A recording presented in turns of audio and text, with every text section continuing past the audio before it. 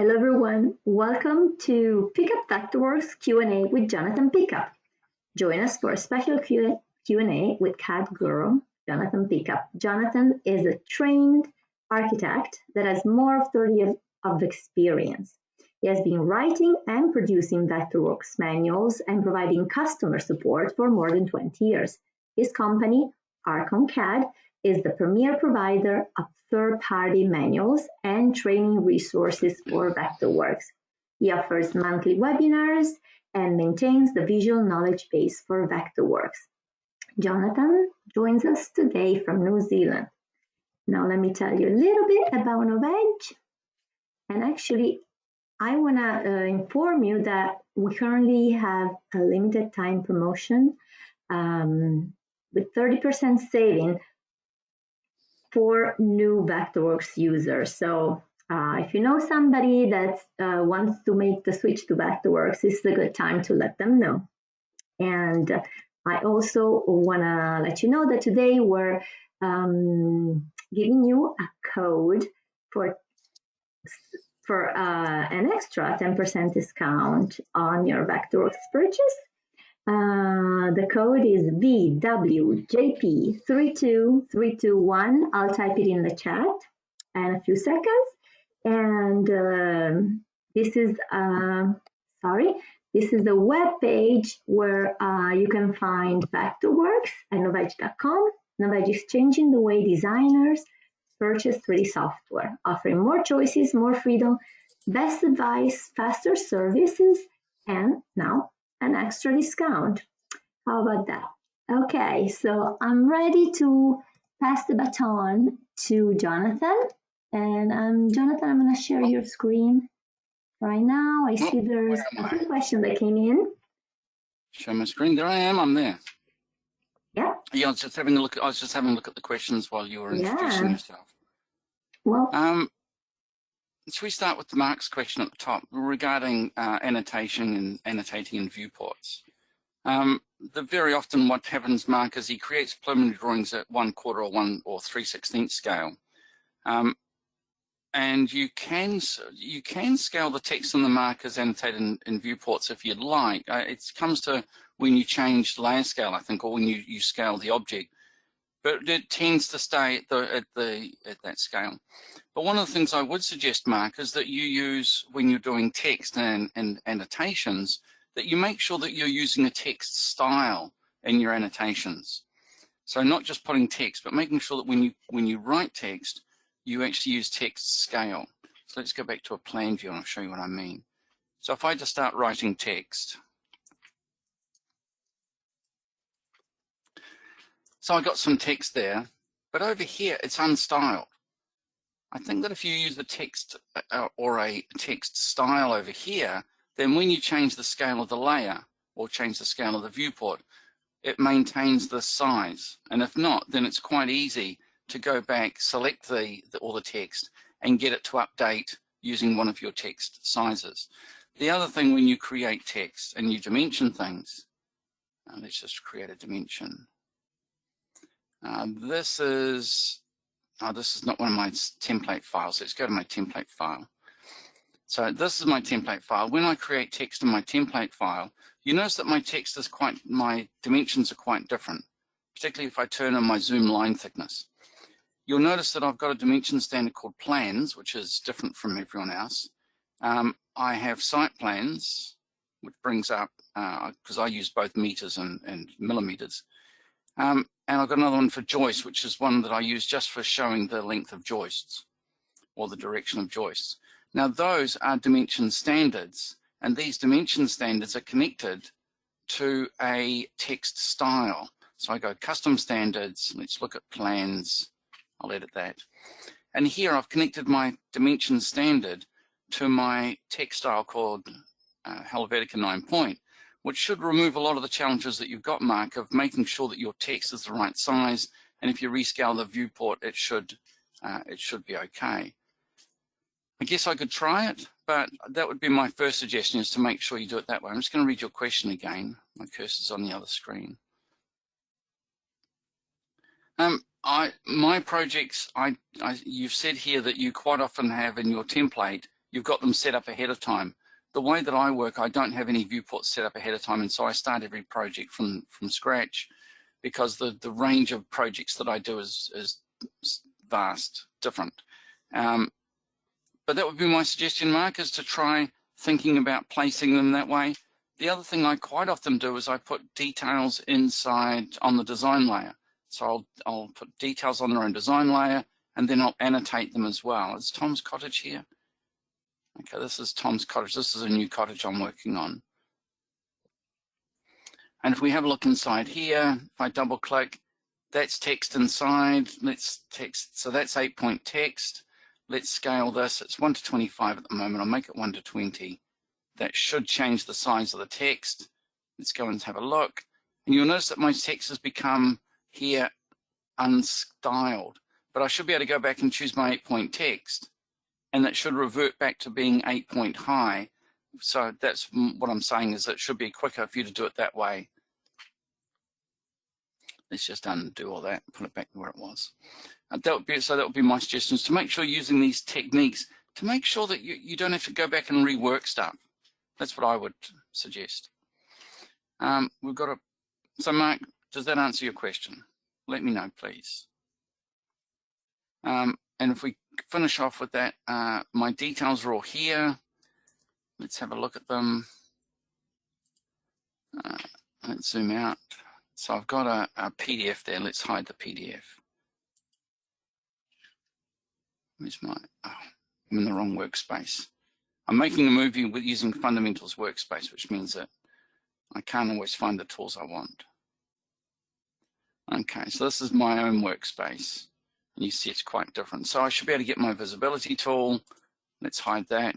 So you'll notice here, Mark, that what I often do is I put my text here, and I've chosen a style or a text, a scale. This is 1 to 5 scale, I think, this layer. So right click, active layer scale, this is 1 to 5. So all of these details are 1 to 5. If I want to change the size of one of these details, I will update the text here and make the text slightly larger. So that would be my suggestion. But quite often you'll see me do something like this, like this detail, and then I will annotate it in the annotations part of the viewport, because I haven't got time to do it here, or I don't want to do it there, or I want to use it for something else. There was something I was thinking. Oh yeah, this drawing. One of the things, don't forget, Mark, is if you're going to create your drawings, don't forget that sometimes you can just sketch a detail, handwrite on it, and put that detail into your drawings. I found that these drawings are for students learning how to build, and the tutor really likes having these kinds of sketches, because then the students can see what they're supposed to be building. And I think there's a bunch there. Here, there's a whole bunch of them. Things like, you know, how do we put the studs together? How do we nail them all? And it tells the student exactly what to do, because it's a 3-dimensional picture rather than just a 2-dimensional. So that's a technique I'm going to start doing a lot more of, I think. I did it once. I've done it recently on a project where the council wanted to know how the water was going to get off the roof, and so I did a 3D sketch. And I think it works pretty well. Cool, Mark, so I've answered Mark's question. We've got the problem with the roof construction when the shape is complicated. I need to know a little bit more about what complicated means. I think I had one the other day. I'll just close all these little utility palettes I've got here. These are the utility palettes I use for doing little things for Vectorworks. And if anyone wants me to, I can go through how you make those. Let's have a look. So what we've got problems with the roof construction. I'm not sure what you mean by the shape being complicated. And the text goes the wrong direction. So I'm not sure if it's a roof or roof faces that you're dealing with. So I'll make a couple of roof faces and see if they're the problem. And finish that. So let's make those into roof faces. Now I'm using my own customized workspace. So when I right click on an object, I actually get roof face right here, because it's just quick for me to do. So the axis is 25. Let's make it 8 feet. We'll make it 25 degrees. And click there, and it goes that way. So right click, roof face, okay, there, and there. So you want me to put textures on those. Let's assign a texture. There's my wood cherry. Let's do top and put a texture on that. So my texture is going across. That's the way my texture is designed. But you might find, sometimes you find there's a rotation option here where you can rotate that texture. So you might find that you can rotate that 90 degrees if using something like a roof face. And this one wants to be rotated 90 degrees as well. So I need to know a little bit more about what exactly is causing the trouble. So when you say multi-pitches and dormers, is it with a dormer roof that it's going the wrong way? So it's a total roof, it's not a roof face, and the dormer's got the roof going the wrong direction. Is that what I'm understanding? You can take a Vectorworks roof. So we got one of these sort of, oh no, I don't want to do that. So we've got a roof that does stuff like this. That one. Let's add all those together. Add surface, and then we'll make that into a roof. I always use vertical edges. So what do we have? 25 degrees and a bearing height of 8 feet. Overhang. Okay, there it is there, and we'll give that a texture. And the texture is top. So these are all going in the wrong direction. And there's my rotation again, 90 degrees, and it's changed all of the textures to 90 degrees. What I was thinking was that your dormer is going, maybe the texture on your dormer roof is going the wrong direction, in which case you can take this roof and you can ungroup it using the modify ungroup command.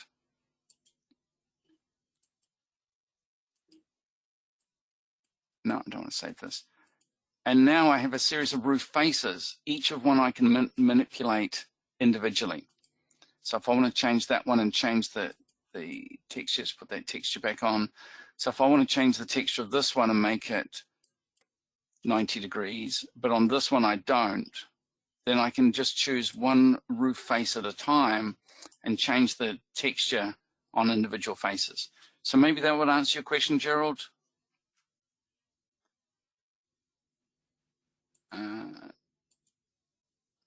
So I didn't understand, Judith. You said, is there a trick to creating higher walls over low features in my model? Your method is a bit cumbersome, and I'm not sure what you mean by that. If I've got I don't want to show you the project. I've actually got a project on at the moment which has got high-level walls, and I use a separate wall style or a separate wall, Judith. So what I tend to do is to create walls at a low level. Maybe I can just move this up in 3D. So what I'll tend to do, Judith, is I'll have walls at a low level here. Where's my wall tool there? Let's put my low level walls there. And I'll put windows in.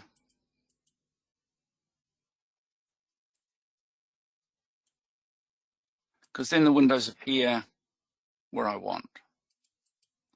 But if I wanted to have a high level wall here, I would tend to create another layer. I tend to put in my roof layer, and I would then create another wall on top.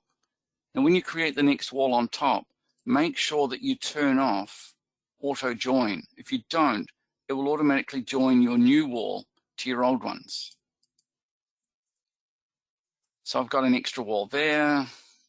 Its start height needs to be 3 meters. I think that's what I made them before, 3 meters. And then I can use my fit walls to roof or fit walls to objects command and send it to and it should go up to there. So that's one of the ways I would do it, Judith. And particularly if I put this wall on a wall dash high level. And the reason for that, oh no, I need to create a new class, sorry. Let's go new class, wall dash high level. And the reason I use a separate class, Judith, is so that when I get to classes, I can, I've got a dialog box somewhere. Oh, it's over here. Cool. So when I get over here, I go to my classes, there's a high-level wall. I can turn that off when I create my plans, and I can turn it on when I create my roof framing. And that just gives me the advantage of having it disappear when I don't want to see it. There are lots of times where you need to show that high-level wall, but you want to show it dotted, for example. So by assigning this to a class, and also let's edit that wall style. It's an unstyled wall. So it's on there. Let's go to components. Everything turns up on my other screen at the moment. So we could look at the components. We could add a component and control it that way. But we could also, if it's a standard wall, we could also, if it was a classed wall or a styled wall, we could check to make sure that that wall is on the right style, that it's actually being used by, that it's set to use class, so that when you create your plans, you can choose to make that wall dotted or not dotted, or make it disappear. So I'm not quite sure what you mean by your method's a bit cumbersome, but the other trick I've got, if you want to wall over some low features and I'm not quite sure what you mean, one of the other tricks I often do is just to double click on it and just lift it up. If it's a consistent feature, you can also, if I've got, let's through a little extrusion here. Draw a little extrusion there. You can also grab that wall and you can go fit walls to objects again, only this time constrain the bottoms of the wall. And now it looks a bit weird because it's gone in that window. Let's get rid of the window. And we'll do fit walls to objects again. This works best when you've got something. Oh, I need something here, don't I? Let's extrude that and see if this works better, because there's nothing 3D to send it down to. Fit walls to objects, let's do that again. It doesn't want to go down. So I've double clicked on it, Judith, and I'll just drag that wall down. I'm not sure why it didn't want to go down properly, but you can use that fit walls to objects. You can make it go to different slabs. So if you've got a series of slabs, you can make it jump, make the wall jump down automatically. Cool, glad to help, Judith. Let's have a look. Can there be some conversation about stories? I think that stories are important. That stories are a big, Christine, the stories are a big issue, I guess, because the way that I use stories isn't the only way to use stories. You can use stories in several different ways. Someone came up recently, didn't they, Barbara, with stories? Was it last month? Yes. We talked about stories. I think I had an answer for them, and I've got a feeling that if you have a look at my YouTube channel, I made a movie, this movie here, I think, the Vectorworks Architect Asia course. It's one of these first two movies, Christine, that goes through stories. So no, that one's still going through my dimension standards. It might be the second movie. Oh yeah, stories, design layers, and levels. Have a look at this movie. It goes through my understanding of stories. Now, I know it's 2017, but things haven't really changed that dramatically since then. And so what I go through is I go through what sort of things we can look at when we create stories. I made this for the Indian distributor, this movie, but actually I thought it was really quite good because it goes through, you can see I've got sketches here, Christine, talking about what is the story. It's a combination of different design layers together. So I always think of them as stories as being a grouping of design layers. And then you've got levels that control things like the height of the ceiling, the height of the window, the height of the parapet, and so on. And so have a look at this movie, because I think I go through quite a lot of detail about what stories are, how you can use them. I should have showed this last month. I could, Barbara, because I talked to someone about controlling the heights of switches and sockets or power outlets. And you can set these using a level, Christine. So it's quite useful. So I would just, if nothing else, and you want to learn Vectorworks, have a look at my YouTube channel. How do I go back? Oh, yeah, stop that movie. Oh, there it is. Oh, let me just hide that one. Let's hide that one. So, Christine, if you're getting started, have a look at this fundamentals course. It's a, I forget how many, there's like, oh, there it is, 35 movies, and it goes through all the basics of Vectorworks. Then go to the Architect Asia course. What are there? There's 11 movies. They're quite long movies, but they go through all the creation of a building. So they go through setting up the dimension and text styles and the dimension standards, creating classes. It goes through setting up your layers and stories. It goes through creating roofs, slab drainage. I mean, a lot of the stuff that's in these movies is still really current. So I'd like you to think about using those. They're there for free. Or if you just want to have fun, have a look at these getting started movies. They're quite pretty cool as well. All right, so Christine, that seems to answer your question. G'day, Beth, how are you? So Beth's got a question and she would like to know scale bar, customizing the scale bar and showing scale text and title block. You can't seem to get it to detect the sheet scale. Yeah, I'm afraid I'm not sure you're going to be able to get it to do that. Let's have a look at Tom's Cottage. So if I understand you, what you're trying to do, Beth, is you're trying to have a scale bar in here that automatically, your scale bar that shows the scale of these, like the scale 1 to 25, is that right? I don't think you're going to be able to get it to do it inside this title block. The only thing I can think of, Beth, is to create a separate viewport. View, create viewport. I'm going to make sure nothing's selected. Let's create a viewport. I'll call it scale bar.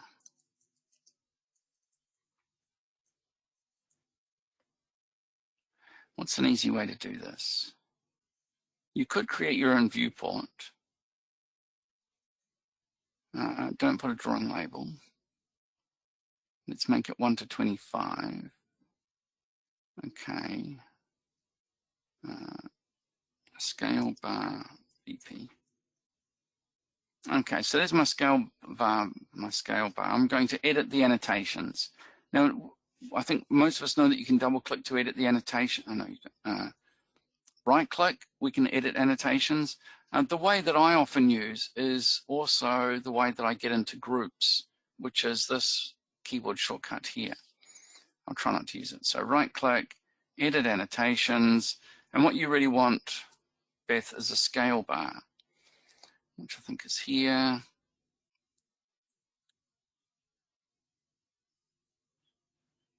I'm looking for, I can't, oh, there it is, scale bar.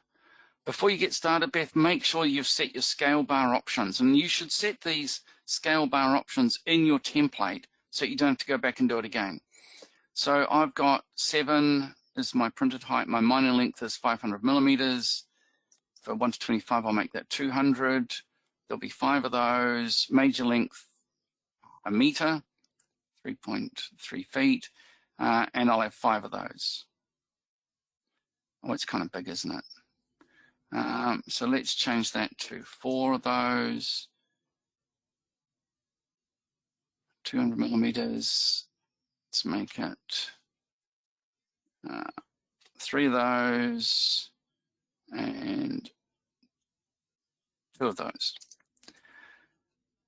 So one of the other things I thought of, Beth, is instead of creating your own viewport like that, I'll just delete that viewport. What about just adding it to this viewport so that you can then do your scale bar? I've lost it again. There it is. And then just put it where you want it. But if you turn on, I use this option here quite often, this one, which is scale, show other objects while in groups. then you can actually move this around the drawing and get it wherever you like it, so you can get the right size of it. So minimum divisions, two of those, and there's my scale bar somewhere. And this is a terrible drawing for it, Beth. There's hardly anywhere to put it because I used up all my room, but maybe I can put it down here. But that scale bar only relates to that drawing, and I've got what have I got? 2 different scales on my drawing. I mean, these ones aren't even to scale. These should say not to scale anyway. So, but I'm pretty sure, Beth, that if you try to pick up the scale of the viewport, or sorry, the sheet has a layer of 1 to 1. Let me just show you. If I go active layer scale. So sheet layers always have a scale of 1 to 1. If you want to get your scale bar to the right size relative to a viewport, put it in the viewport or create another viewport, and then you can move it individually. It just won't pick up the sheet scale. At least if you put inside a viewport, you can change the viewport. It'll automatically update for that. So Beth, does that answer your question?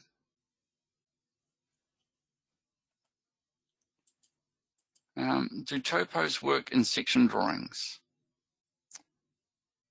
Judith. So Judy, I tend, what can I show you? I can't show you anything in the movie that I've drawn recently because all the work I do is for clients and they don't often like me showing those. But what I tend to do is I create a site model, I create a section through it, and I tend to trace over my section. Have we got a section drawing here? So what I will do, Judy, is I'll turn on my 3-dimensional site model for this section, and then I'll edit the annotations, and then I'll trace over it.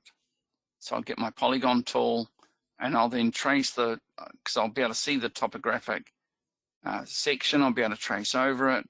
And the reason for that is I've got a certain graphic style that I like to use. Now I'm going to, I've used the wrong tool. I want to use this one here, the Polyline tool. And I'll use the Polyline tool in this mode here, which is the corner vertex, or pointy one if you like. Now when I get to here, Judy, I click and hold my mouse button and drag it. And then I click and drag, and then I click and drag until I get back to the beginning.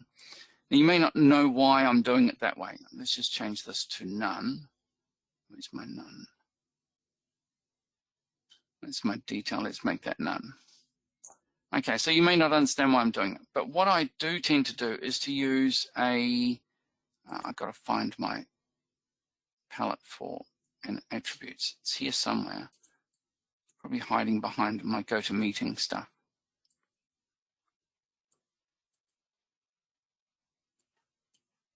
Yeah, there it is.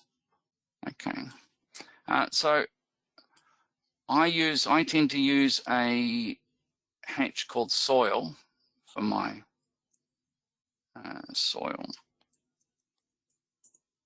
Hatches, new soil. I tend to use one of these ones. That's the one that I quite like, Judy. And I give it a very heavy line that goes around it, so it stands out. And then I quite like to hide the bottom edge of this whole thing. And if you go to your Reshape tool, and we look at the last mode, hardly anyone uses this one, Barbara. I think it's really cool. But I click on that point there,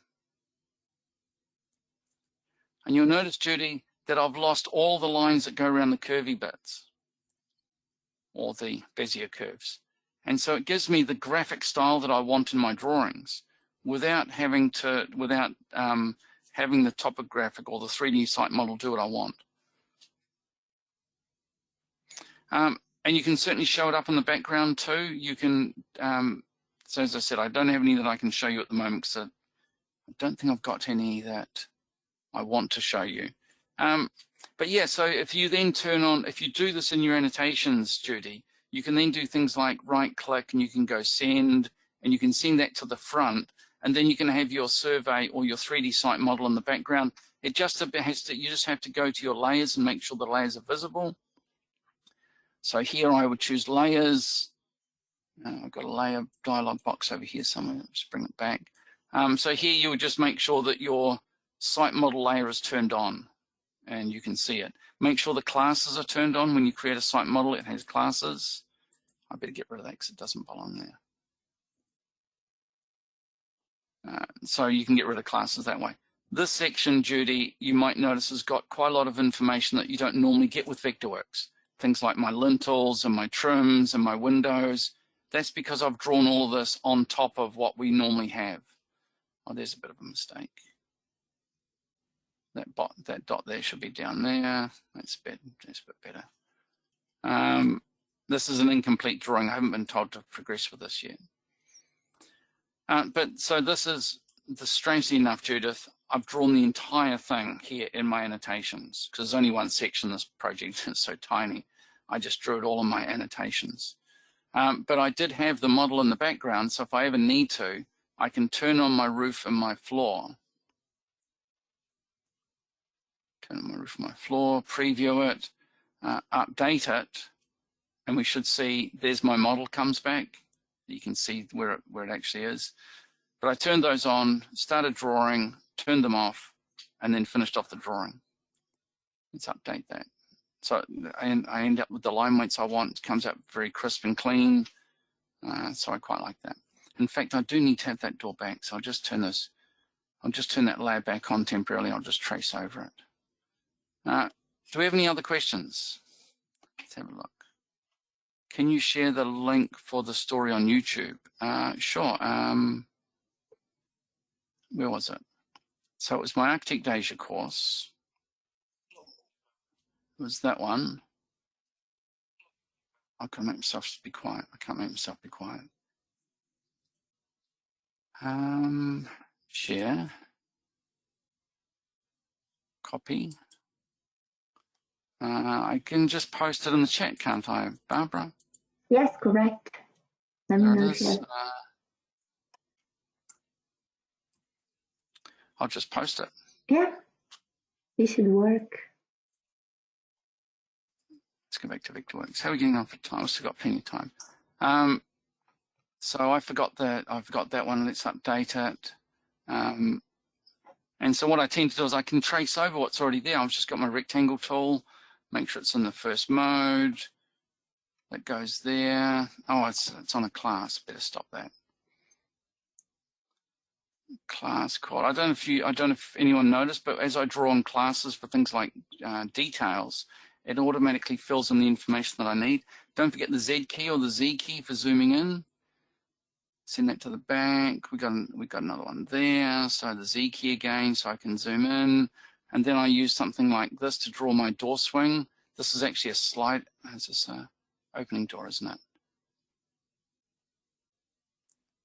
You had an argument with the client about whether it was opening or sliding.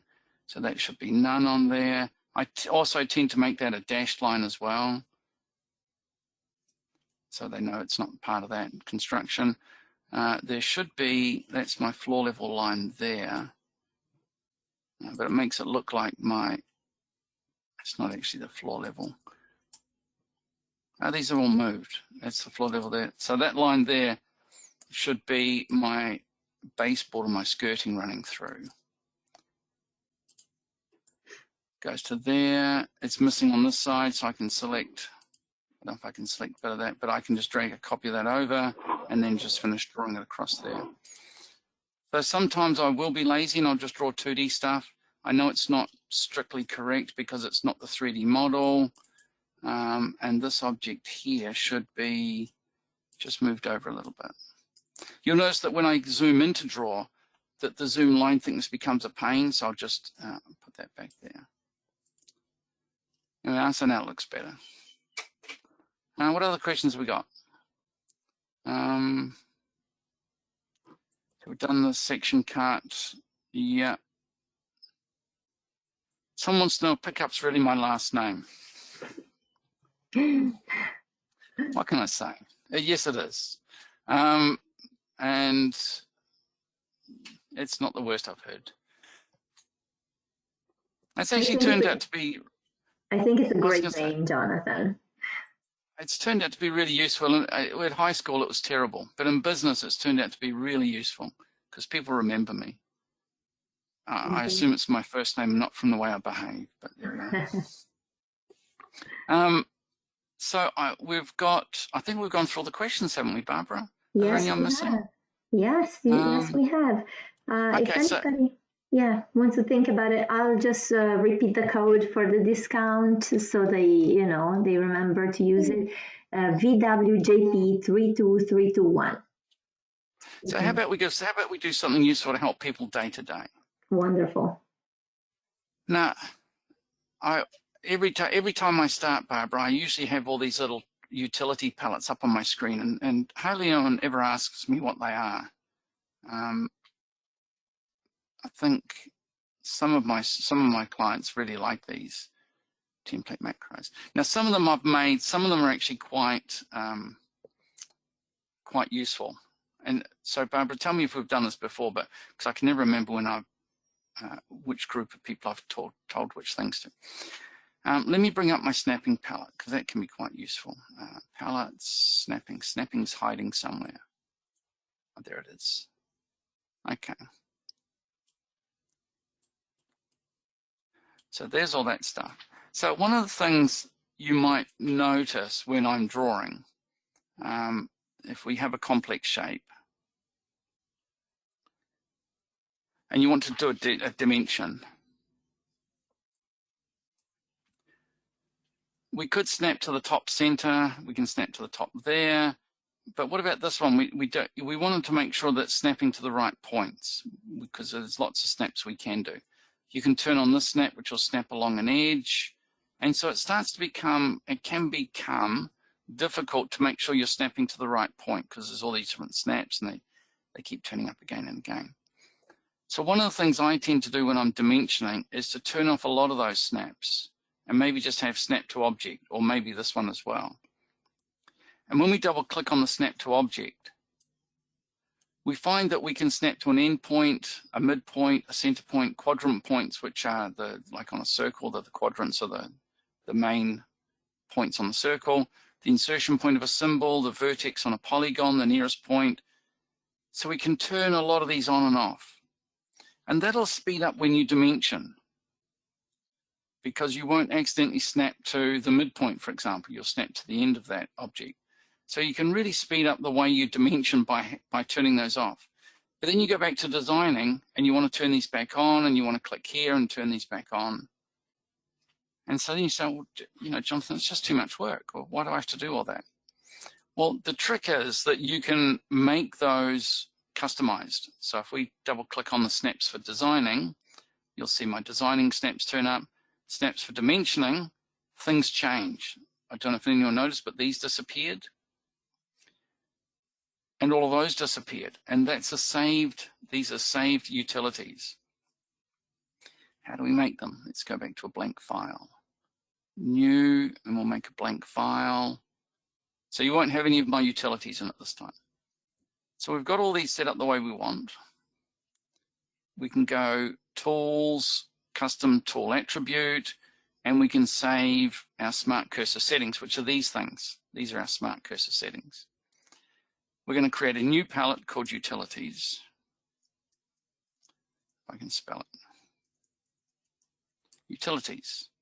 And this script is going to be called Snaps for Design. Now I'm going to go back and I'm going to turn some of these off. Okay, let's save that. Tools, Custom Tool Attribute, Smart Cursor Settings. Oh, it's gone onto my other screen.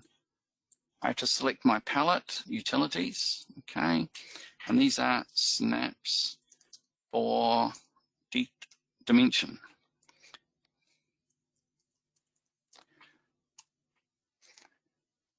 Okay, so I've got a utility palette over on my other screen. Let's bring that in. So there they are there, snaps for design and snaps for dimension. So if I want to design, double click, and it brings all my snaps back on. Snaps for dimension, double click, and they've turned off, and it's turned those off. So now I can turn those on and off really quickly, whenever I need them. Another trick that I use is, I don't know if anyone noticed, but there's if I go to one of these untitled ones, I've got layer scale set so that when I draw, I go back to Tom's Cottage and the details 1 to 5. If I want to draw concrete, I've got some utilities that draw things like details and footings easily. Drawing details. I've lost my palette, it's gone somewhere.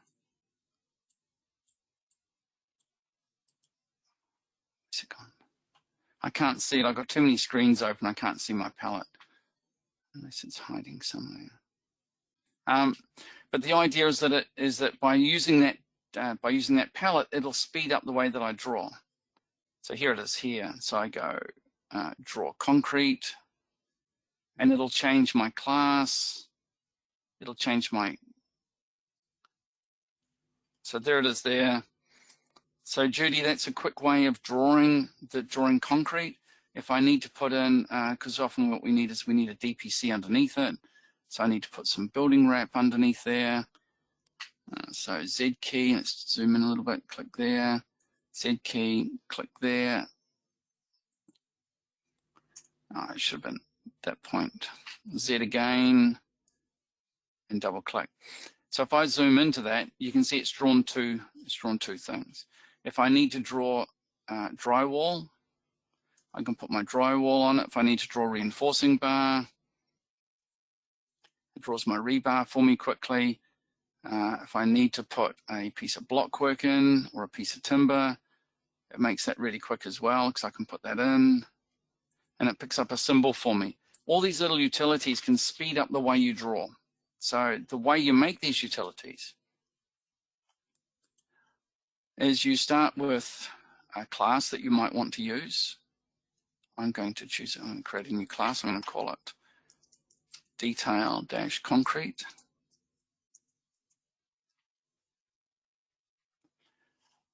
Okay, detailed concrete. Yep, we set up the properties after creation. So detailed concrete, I want it to be a hatch. I want it to use my concrete hatch.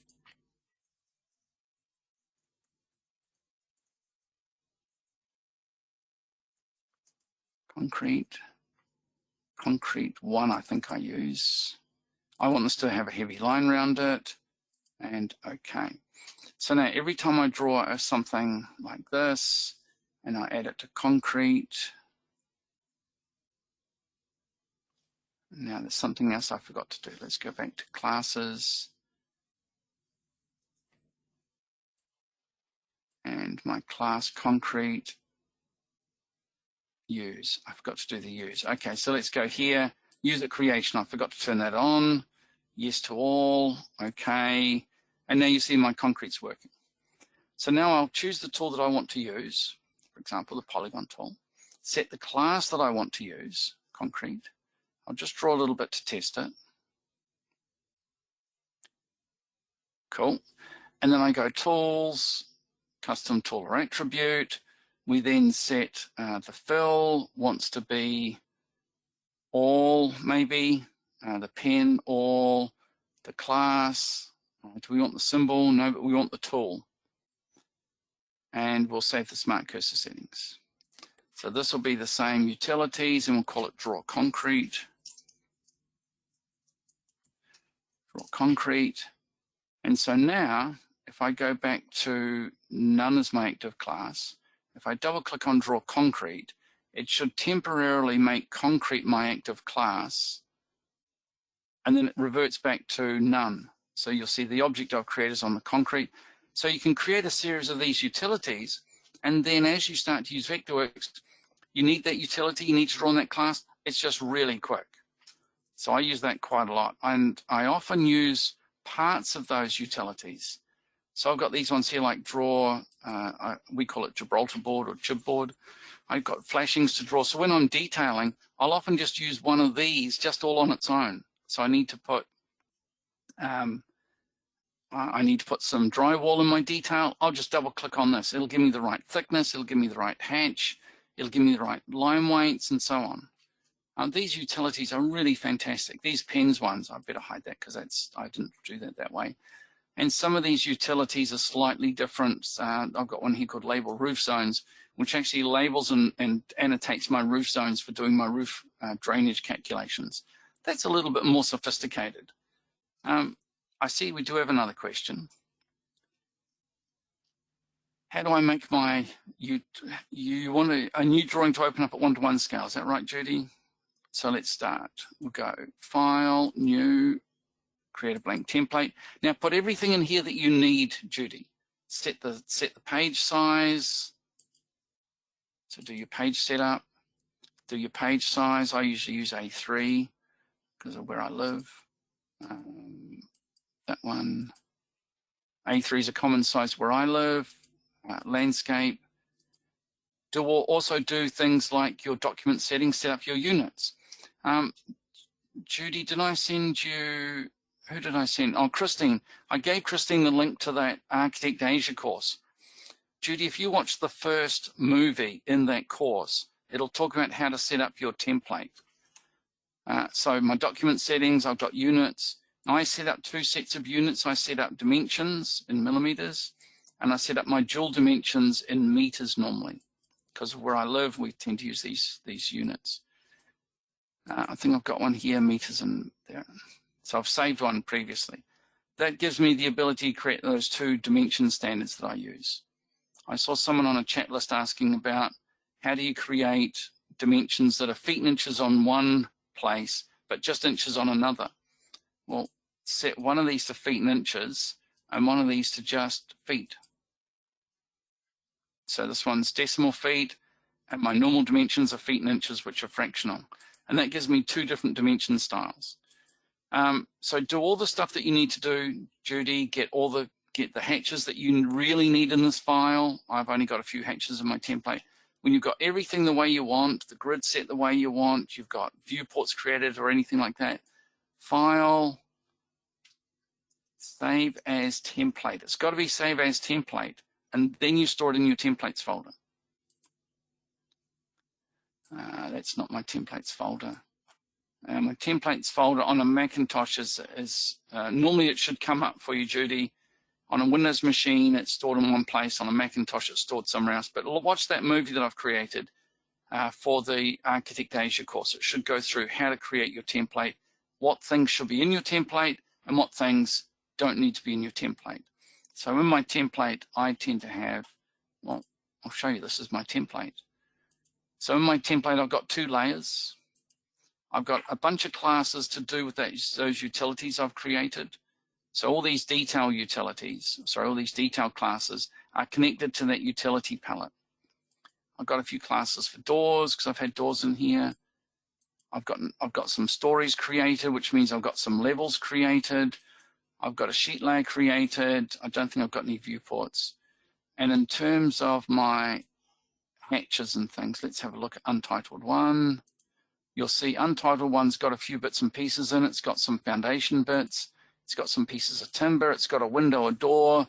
It's got some data styles. These are things that just happen to be useful at the beginning without having to import stuff. But you might notice there's not that many hatches or textures. There's only a few. I can't remember why there's a door handle. I think maybe because I put a door in. But yeah, so I do have a few things. It's not completely blank. There's a few things that are useful. So that's how I create my default. And when you save your default, if you want your default to finish with a sheet layer like this, then save it like that. Go File, Save as Template, save it that way. Every time you open up a new job, it'll look just like that. And if we do New, and we use my document template, which is this one here, default, every time it starts, it looks just like that. Show grids turned off. Let's turn show grid turned on. If I open another new one, it'll be exactly the same. It's got the same layers, the same classes, and so on. So Barbara, that's probably, and there's no other questions, is there? I think that's it. Thank you, Jonathan. That was a So packed thanks, everybody. session. I hope everybody got something out of that. You know, even if it's how I use a tool or how I use a right click. And don't forget, I've customized my workspace a lot. And the reason I've edited it is because I use these things all the time. Create viewports on my right click, floor, roof, create roof. I mean, these things I use a lot. This is extract. You might think it's weird to have my extract tool in my basic tool set. It's another thing I use a lot. I use my grid a lot. I use things like my redline tool a lot. I've been doing lots of, for some reason, Barbara, lots of my drawings have got revisions. I don't understand it. That's, you know. Sounds perfect, but there you are. So just before we go, don't forget there's my YouTube channel. But some of you know about my knowledge base. I think, Judith, you know about my knowledge base. Ashok, I didn't hear anything from you today. I'm pretty sure you know about this as well. I think this is a fantastic service. Every month we have sessions together. There's about, 6 sessions a month, I think, that I do for this. This month we've done so much. Importing and exporting we did this month as well as Architect, 3D modeling, stuff like that. So yeah. Yeah, all Don't worth forget it. to become a subscriber. It's so worth it. I give away all my custom tools, my custom templates, my custom library tools. Yeah, my whole library I give away. So it's really useful. Priceless and priceless. Thanks, Jonathan. I will take the screen back just to show everybody where they can find Vectorworks on our web page. Just a second. Here you go. Just go on novage.com. And I want to remind you that I've been recording this session so you can watch it again on YouTube or Vimeo. And I also want to give you our discount code one more time. I wrote it on the chat. It's VWJP32321. Just punch it in at checkout, and you will get a 10% discount for Vectorworks. Even if you're taking advantage of the 30% discount for the promo that we have on right now for new users. So yeah, give us, visit us, go to novage.com, give us a call if you need anything. Our phone number is on the top of every page, and we're listening. Thank you again, Jonathan. Have a great rest of the day. And thanks for having me, Barbara. Bye.